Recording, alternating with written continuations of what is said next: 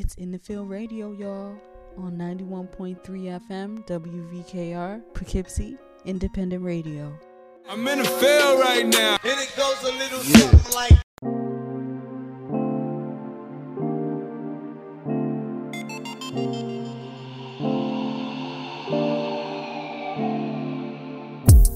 Welcome to In the Field Radio, 91.3 FM, WVKR, Poughkeepsie Independent Radio. I'm Erin Boogie here with Miss Lady D. What's going on? Yo, pre-production on this show is wild sometimes. It's hilarious. It really is. It's a shame those moments don't get captured, but it's also a blessing because we don't want the FCC to come knocking on the show's door. Right, because it just goes to a place. It'll start somewhere and then it just goes to darkness. Well, this is why it's like twofold, right? I think we should start a podcast. And then I also think if we start a podcast, we might get canceled. I mean, nobody got to know that we're the same people. Like, what do we have different names for the podcast? But we still have the same voice. We'd have to use one of those like voicealizer things. Stop, because that sounds fun. Where we just say the wild things that are true to us and no one knows who we are. But to be honest, I'm okay with being canceled now while I only have like 0 fans, because I feel like it could be worse with later on if, like, say we take the show to like, you know, Sirius XM or late night on HBO, and then we say something wild and get canceled. Like, that would be devastating. Like, I hope it happens now while, like, you know, the ramifications are minimal. Yeah, like you don't end up in the news and then you can't get a job anywhere after that. Exactly. Like, people, I mean, I already get death threats on Instagram and stuff from writing, but it's not as heavy as it would be like if I got canceled, and I just can't even fathom what that would be like. I think about that because I see the lifespan of, you know, somebody being canceled. So if you think about it, it might go on, people will heckle you for a few months and then no one talks about it anymore. And well, I'm like, damn, do I remember who they are? Like, probably not. 1,000%. And then I feel like there's also like levels to cancellation, right? Like like Dave Chappelle is at like the God tier where it's like he can just say and do whatever he wants and people are just gonna stick with him no matter what. And then you have like people that say the smallest thing and you never hear from them again. Yeah, like, I don't want to be on either end of that spectrum. So canceled, like Jussie Smollett canceled. Yo, first of all, can we talk about that? Somebody, so Baller Alert had posted something about it the other day, and someone in the comments said, for this man getting 150 days in jail, why are we talking about him every hour? And I was just like, yo, like, he got a couple months in jail and he's acting like he's on death row. Well, it seemed to me like he felt like he was, or something, like somebody was going to kill him in there. And I was like, well, why are we killing you in there? Did you have like a trafficking ring or something, you know, to service high profile people? Well, that case like dragged on, man. Like, I feel like we've been talking about this forever. Yeah, like, is there, the part that tripped me out the most was him rehearsing. Yeah, but rehearsing in the actual place like the day before, and them seeing that, I was like, no way. Well, he still claims that he's innocent and that he didn't do it and that he really got attacked. And his family's been speaking out a lot about it too, claiming that he's innocent. And the whole thing is just so bizarre. It's so bizarre. And there's no other word for it. It's just so weird how he was like this up-and-coming actor on a successful TV show, and then felt like he wasn't getting his just due, so he stages a fake hate crime. Like, where did you come up with that? Like, that was your answer? Like, you didn't want to go viral in a TikTok dance or do a challenge or any of that? Like, you just skipped straight to that? And then, the people that supposedly did it to him, like, got arrested, and then it came out that he set it up, and then, like, the trial's taken a couple years, and now he's in court screaming about if he dies, he's not suicidal. It's like, yo, this whole thing is a movie. So the people that were gonna take the fall for it were in on it. Like, I think that's what busted it open first, where they were like, whoa, we're not gonna go to jail. Like, what did they think was gonna happen? Well, he met them on the set of Empire. Wow. Yes. So I don't know. Like I said, the whole thing played out like a movie, and I'm just really waiting for the end of it and the credits to roll. because we are over Jussie Smollett. It's like the scandal we didn't know we didn't want instead of the one we thought, like the one we didn't know we needed. It's like this total opposite of that. I definitely thought that he was going to have a much different outcome for that whole stunt, and it went so left for him. So left. Weird. Yeah, it makes me uncomfortable. I have secondhand embarrassment for Jussie Smollett. I think it was the Illuminati. Maybe they did set him up. They were like, hey, we're going to go rehearse lines. Okay. And then they do it to him. And then they were like, no, it was his idea. Well, if it was the Illuminati, like, wouldn't he have had to sacrifice somebody? Like, maybe he failed the sacrifice test and here we are. Yeah, that's what I'm saying. Like, maybe he's being sacrificed. Like, maybe he is going to go to jail and they're going to off him. Oh, yeah, that's true. I didn't even think about that fact that he could be the tribute. That's valid. Like, maybe he denied being in it. You know what? We shouldn't talk about it on air, because if they show up on my doorstep, I'm fully prepared to get rid of somebody. Right. I was like, I have a list. What do you want? What race, color? Like, height? hold on. Do I get to pick? Like, I get to pick who gets to go, because I've ranked all my people. Yeah. If I give you one every year, how much stuff do I get?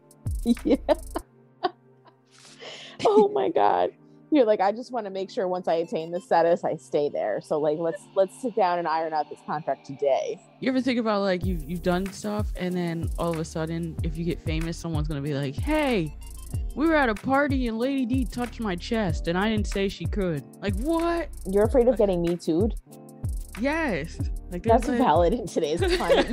Honestly, so I wrote an article earlier about the owners of a dog who surrendered it to an animal shelter because it touched another boy dog, and so they thought their dog was gay, so they left it at a shelter, and it just like totally demolished any little shred of faith I had left in humanity. Like, that was the final straw for me. I was like, I'm done with humanity. So that's where we're at tonight with things. Oh my God.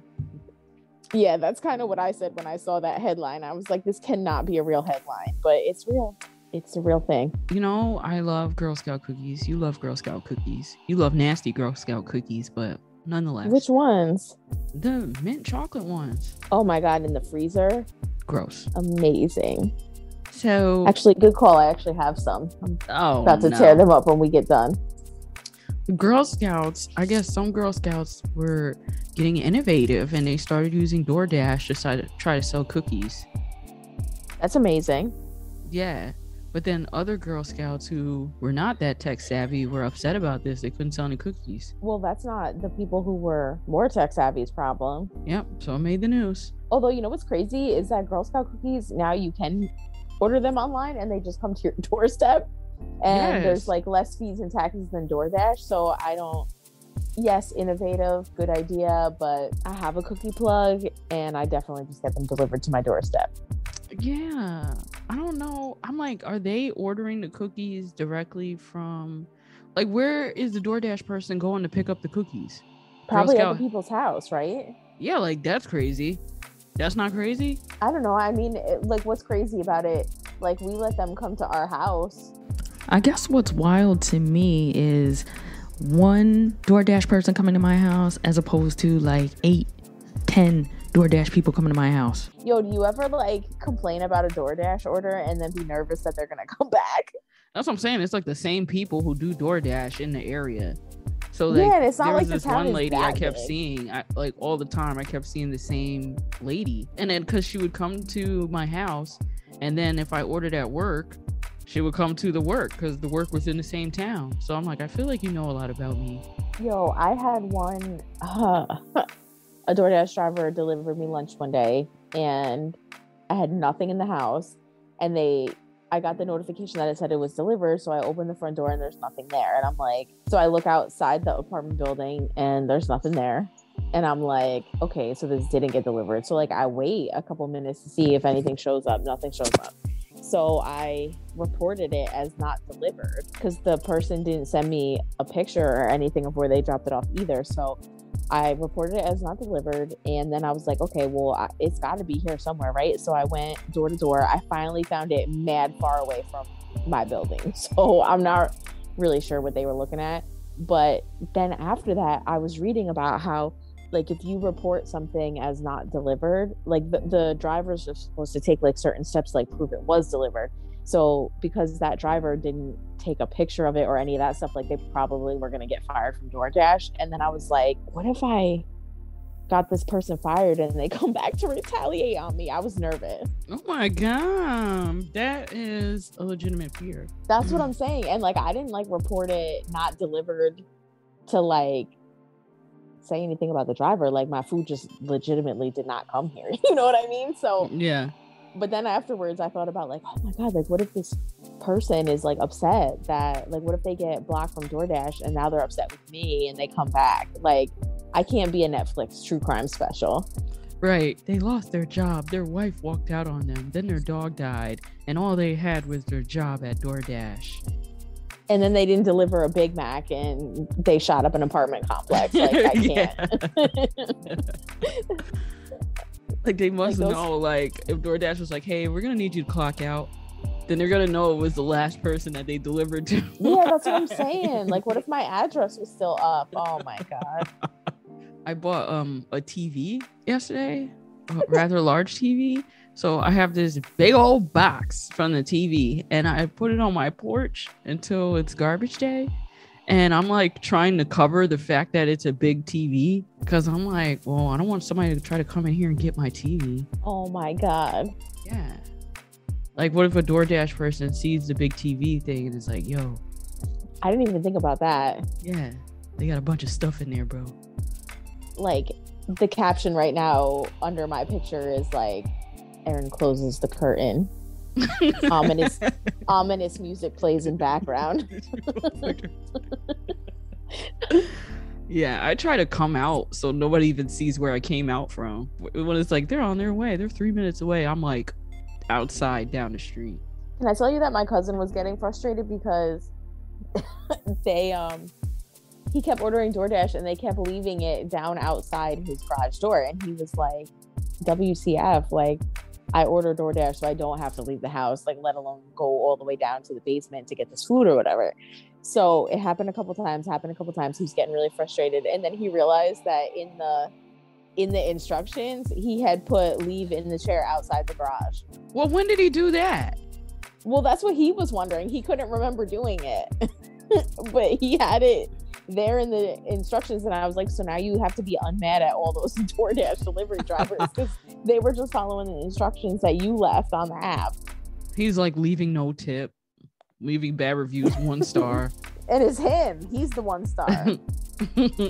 Oh, now Lord. I feel like sabotage on someone's DoorDash. Like, say you go on your sniffy other's phone, change the directions, leave it underneath the porch. Like, oh my God. Somewhere where they can't find it. You're like, leave it on the doorstep next door. Yeah, put it on the garbage can. Oh my God, no. The person comes out like, why? The garbage can? Yo, the garbage can at Disney is like, that's like a coveted table space during the festivals at Epcot. Like it's like a joke, like a running joke, like that even Disney is in on. And so now they sell like garbage can, like picnic blanket covers that you can like put over the garbage can, that like you drape it over the garbage can. It has like pockets for you or your utensils and stuff. What? Yes, it's like a thing. Okay, but what about people actually throwing stuff in the garbage? No, you still do that while someone's eating? Yeah.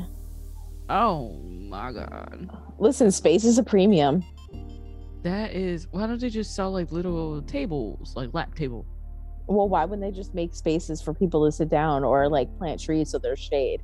Those are the things I'd be wondering about when I'm there. Disney does not plant trees? No, there's, if you look at like, well, I know something happened like a while ago with the trees in Magic Kingdom when they were doing the fireworks show, like the trees caught on fire or something like that. So if you look at Magic Kingdom, like there used to be trees like in front of Cinderella's castle, and now there's not. They took them out. Oh my God. Yeah, wild. Instead of like making the fireworks go higher or not in the trees, we'll just get rid of the trees. Mm-hmm. And now there's no shade and everyone gets sunburned. Yay. Right. Oh my goodness. I wonder how that's affected things, because you think about it, then you can't stay out in the park as long. Like what is the butterfly effect of removing the trees? Well, for me, it's like, I'm sorry, Erin, you got about 20 minutes in the sun before you got to get up out of here. Yeah. So Before I turn lobster. rock lobster. Yo, I was literally just about to say that. Amazing. You know what? On that note, we're going to get into some music, and it might even be rock lobster. Oh, can we? Yes. Yes, absolutely. Okay. Welcome back to In the Field Radio. I'm Erin Boogie. I'm here with Lady D. What's going on? And we're here with FWC Big Key. Yo. Welcome. How y'all doing? Thank you for taking the time to sit with us. Yes, ma'am. No problem. So for those that might not be familiar, who is FWC Big Key? I'm an artist. I'm from Detroit, Michigan, west side of Detroit. Recently signed with Empire, trying to make my stamp on the game. You know how it go. Congratulations on that. Congrats. Appreciate you. That's a big deal. Yes, ma'am. So what was a young Big Key like growing up in Detroit? It was cool. I had both of my parents. Grew up both of my parents. My dad recently passed away a couple years ago. Rest in peace, his soul. But other than that, it was pretty cool. Normal life. You know, wasn't nothing too crazy going on. You know, just the typical neighborhood stuff. When did you get into music? Couple years ago, actually. I wasn't really into it. I just rap with my friends, you know what I'm saying? And really not drop. Then everybody just started telling me, like, you should take it serious by yourself. So I just started taking it serious. And then I still really wasn't taking it serious. I had got locked up. I had caught a fraud case a couple years back. And they just kept popping up. So I'm like, when I get out this time, I ain't doing no fraud no more. I'm gonna just go full on with the rap. Got out and started making my impact for real. Okay, so I was going to do this later in the interview, but since it came up, I'm going to do it now. We have a huge inmate listening base. There's a lot of prisons and jails around us, and they really tune into our radio show heavy. So is there any words of encouragement or any kind of message that you want to send to our listeners behind the wall? Yeah, keep y'all head up. It ain't going to be too long. Y'all going to be back home with y'all kids, y'all families. It only lasts for Hope y'all get y'all head back on when y'all out. There ain't no place for nobody to be. Thank you. Yes, ma'am. Who were some of your biggest influences? From Detroit, in music or elsewhere? Yeah. Well, my dad was really my biggest influence for real in my life. But as far as the music go, Dex Osama, Blade Icewood, these like legends in Detroit. Like if you from Detroit, you gotta know these people. But they had a big impact on my rap career and who I am today. I actually know Dex personally, and Blade Icewood, I don't know him, but that's who I used to listen to growing up as a kid. Everybody wanted to be like Blade. What led for you to start taking the music thing seriously?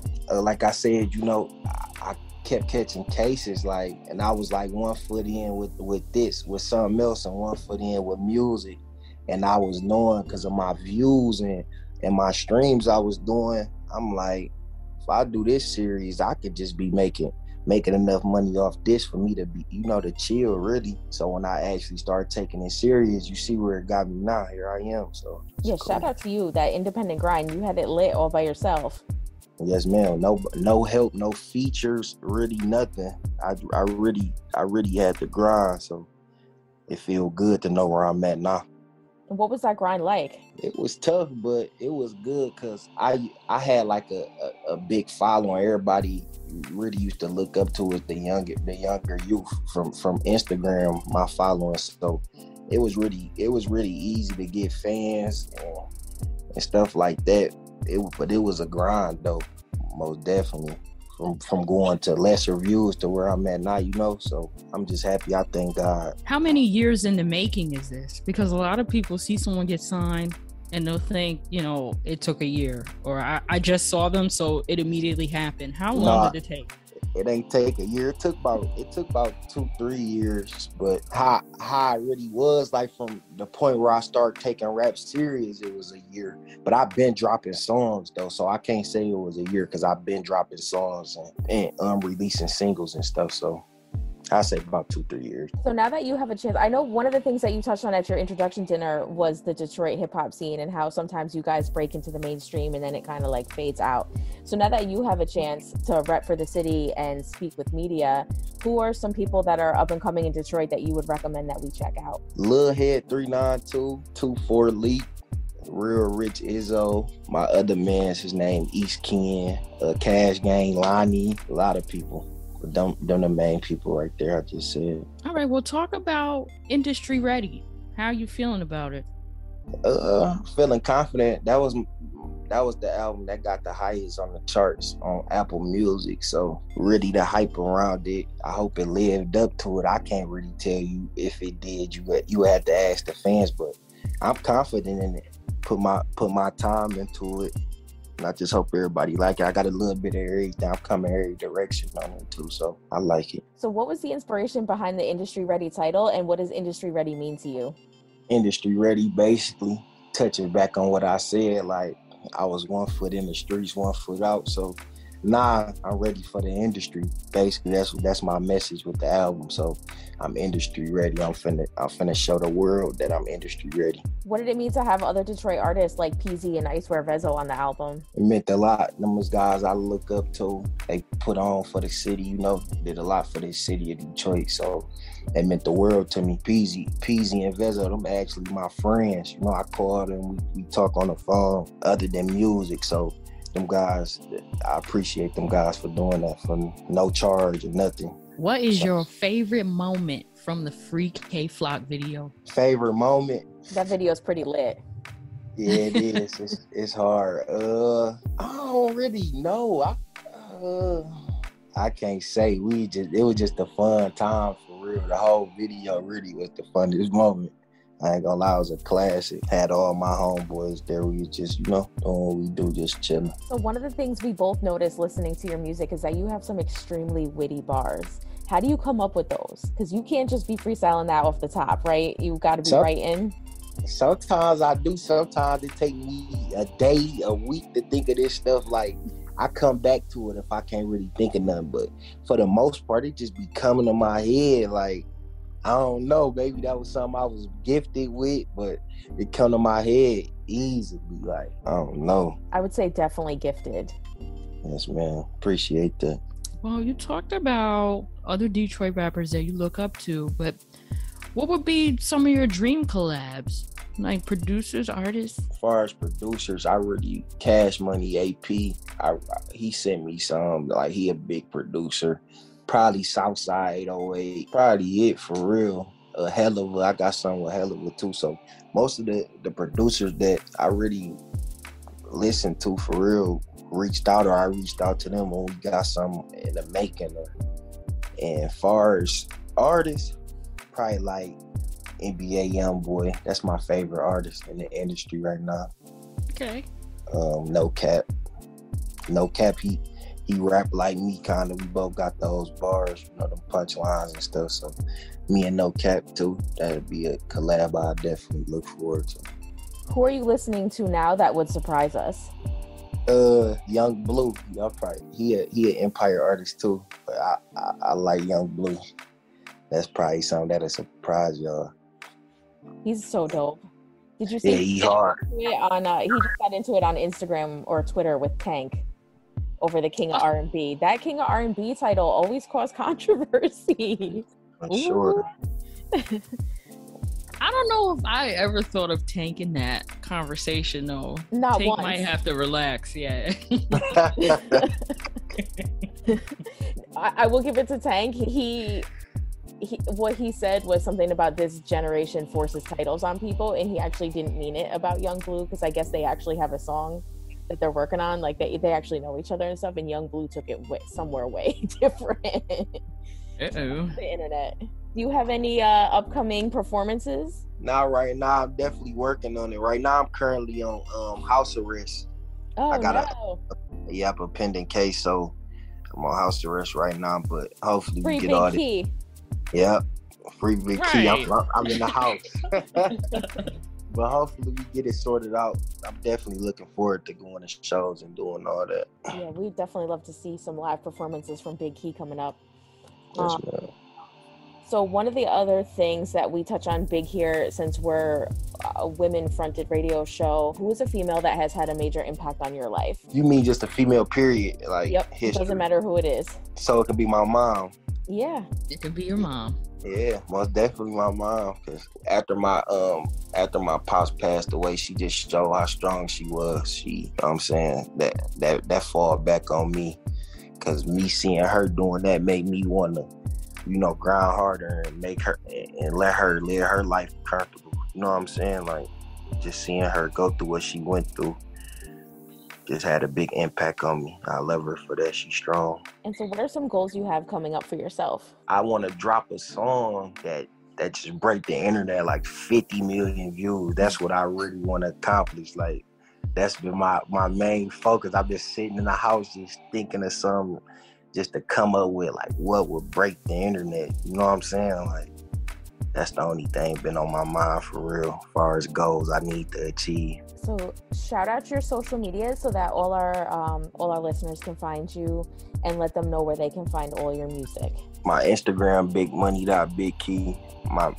I don't got no Facebook, Twitter, nothing like that. I just got Instagram. Find my music on Apple Music, YouTube at FWC Big Key. Is there anything else you want to tell our listeners? Tune in to my music. Y'all gonna like it. Agreed. All right, so we're Period. Yeah. I played it a few weeks in a row now, so it's just there. Yeah, I appreciate that. Yep. Thank the you. staple on the NFL radio playlist. You know what I'm saying? Yeah. And we're gonna get into some Big Key right now, and we'll be back. Welcome back to In the Field Radio. I'm Erin Boogie. I'm here with Miss Lady T. What's going on? All right, so let's talk about Maury Povich, because the lie detector determined that his show was canceled after 30 plus years. Canceled or like ended respectfully? Like, no, canceled. Why? I don't know, but can we, like, even more mind-blowing than that is the fact that that show lasted 31 seasons. I grew up with Maury. We love Maury. I don't understand. You could just go there. You could go on there with your fake story. How could he be canceled? Like, the show's supposed to be ratchet. Well, I guess that he was trying to retire 6 years ago and the network was like, nah. So he did it for 6 more years. It looks like he signed one more deal and the deal ran out. So they both decided to part ways. Oh, but they did it like messy? Like, they didn't do, this is the last Maury show. Like, they didn't. No, I don't think it was like a whole like ratings dropped, it got axed. It didn't seem that way to me. It seemed like it was kind of like mutual. Oh, that's good. I wonder what he's gonna do now. Yo, he's 83. He better enjoy them golden years. He's 83? Is he older than Jerry Springer? I feel like he is. I wonder what Jerry Springer's doing besides like commercials. He's a judge now. He's a judge? Yeah, he has a judge show. I want a judge show. You know, you don't have to be like a lawyer or anything like that to be a judge. Like, on really? He was a former lawyer though and politician. I remember that. Oh, he's 78. Okay, so he's younger, but not significantly younger. Right. I wonder if they hang out. Yo, can we talk about how Jerry Springer's Wikipedia says that he's 6 feet tall? Like, in my mind, he was always 5'4". He's tall? That's cool. Yes. I don't know why that's shocking for me. Yo, you learn something new every day. It's shocking for me that I have a tall boyfriend, like, all the time. I'm like, I'm looking up at someone. This is crazy. Like, that never happens. He's like 6'4". Okay, yeah. So, and I'm only 5'7". So to say that I've never like looked up at a boyfriend before is just out of line. I've had a couple like 6'5" boyfriends, and I'm only 5 feet tall, so they're like legitimately a foot and a half taller than me. I don't care for that. I'm not gonna lie. I feel like there's some sort of weird fetishy thing going on in those situations. Yeah, because why? I'd be looking at belly buttons. Yeah. Like, hey, what up, boo? Like, I can see your belt buckle at eye level.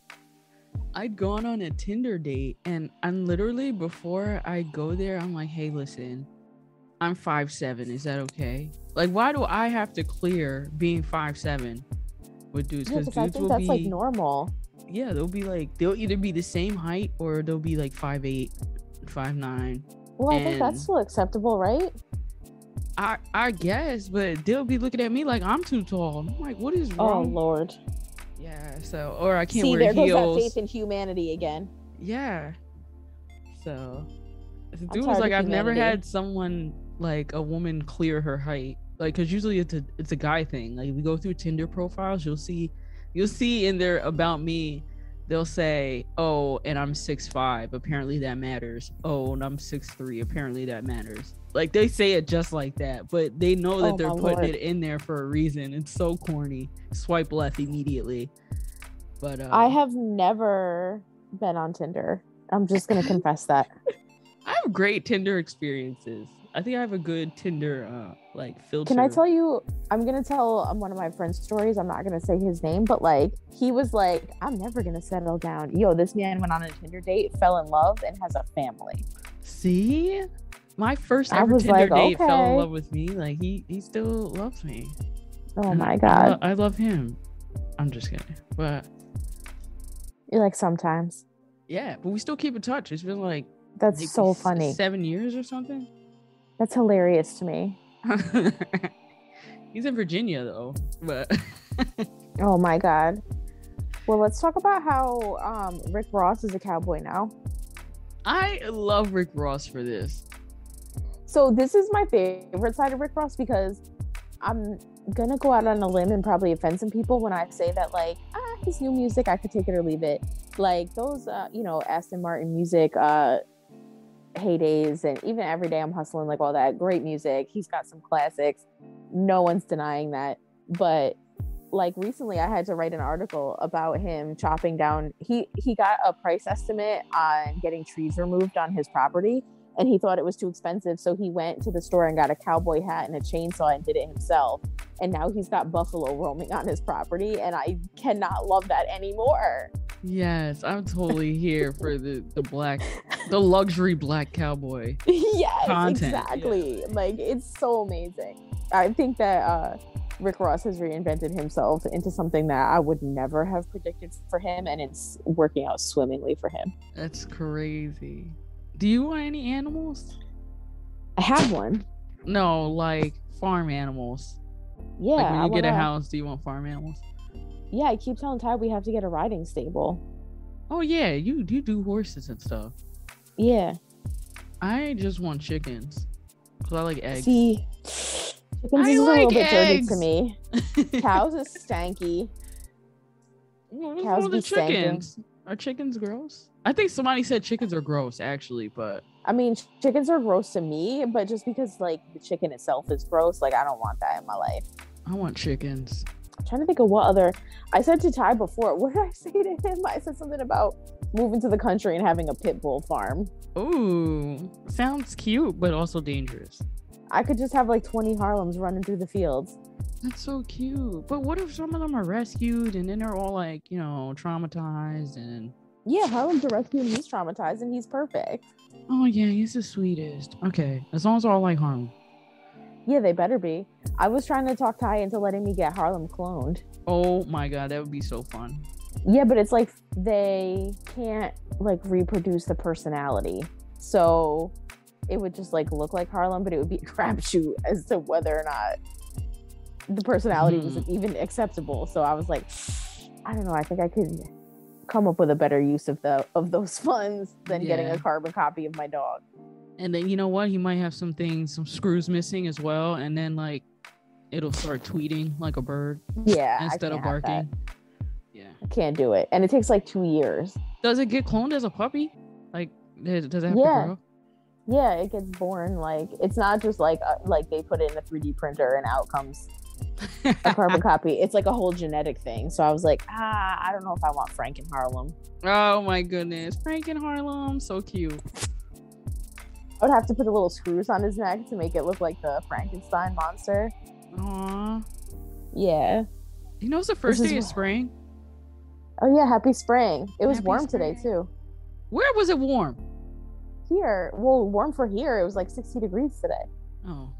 It feels cold now. I don't know. I was sleeping, but... We got to call Jim Jones and get the weather report.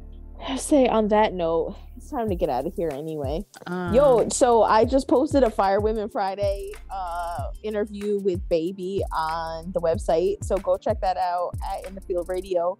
Miss Lady D told me the website was hitting after that. It's so funny because I'll see my phone be blinking like new visitor, and then so I'll text Erin like, what did you do? And it's definitely usually around the time I posted some fire content. So we got to keep that coming so we can keep people's interest. Definitely check us out at In the Field Radio on all platforms. Do we have anything else coming up? I don't think we do right now, right? Not right now, just content. No, I'm trying to think. Yeah, it's kind of like a lull between events and that sort of thing. So it's not a bad thing. It's very welcome. So yeah, definitely check us out on our website. Check us out on social media. Send us an email. info@inthefieldradio.com. Send us musics. Yeah, definitely send us some music. Folks, send us recipes.